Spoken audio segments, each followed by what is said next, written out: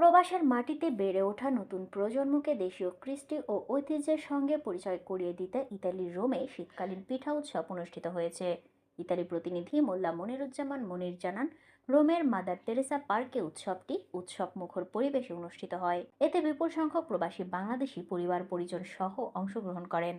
সেন্তেসেলের ঐক্য পরিষদের সভাপতি ইসরাফিল বারিয়ের আমন্ত্রণে এবং সাধারণ সম্পাদক সুমন ইসলাম ও সাংগঠনিক সম্পাদক সৈয়দ সুমনের যৌথ পরিচালনায় অনুষ্ঠানটি সম্পন্ন হয়। এতে প্রধান অতিথি হিসেবে উপস্থিত ছিলেন বিশিষ্ট ব্যবসায়ী নেওয়াজ মোর্শেদ রাজীব। বাংলার ঐতিহ্যবাহী বিভিন্ন পিঠার সমাহারে জমে ওঠে পুরো আয়োজন। ভাপা পিঠা, পাটিসাপটা, কলই পিঠা, মুগ পাকন, ঝিনুক পিঠা, বিবিখানা, পুলি পিঠা, চিতই পিঠা, সেমাই পিঠা, ঝাল পিঠা ও নারিকেলের ফুল পিঠা সহ নানান ঘরোয়া পিঠা নারীরা নিজ হাতে তৈরি করে পরিবেশন করেন।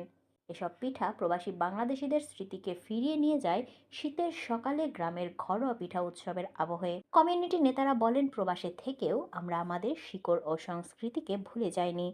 নতুন প্রজন্মকে বাঙালির ঐতিহ্যের সঙ্গে পরিচয় করাতেই এই ধরনের আয়োজন অত্যন্ত গুরুত্বপূর্ণ। তারা আরও জানান, আগামী দিনগুলোতে আরও বৃহৎ পরিসরে পিঠা উৎসবের আয়োজনের পরিকল্পনা রয়েছে।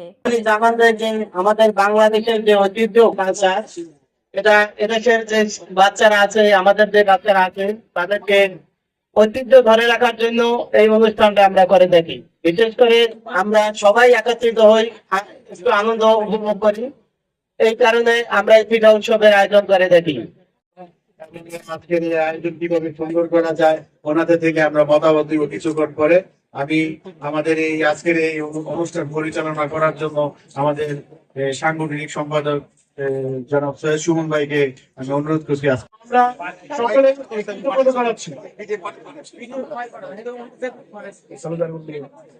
একইভাবে সবাই নানা ধরনের পিঠা বানিয়ে থাকি। এখানে আসছি আমরা সবাই শীতকালীন পিঠা উপভোগ করার জন্য, এবং এই পিঠা সবাই সবার মতো বানিয়ে নিয়ে আসছে, সব ভাষা একত্রিত হয়ে বানিয়ে নিয়ে আসছে।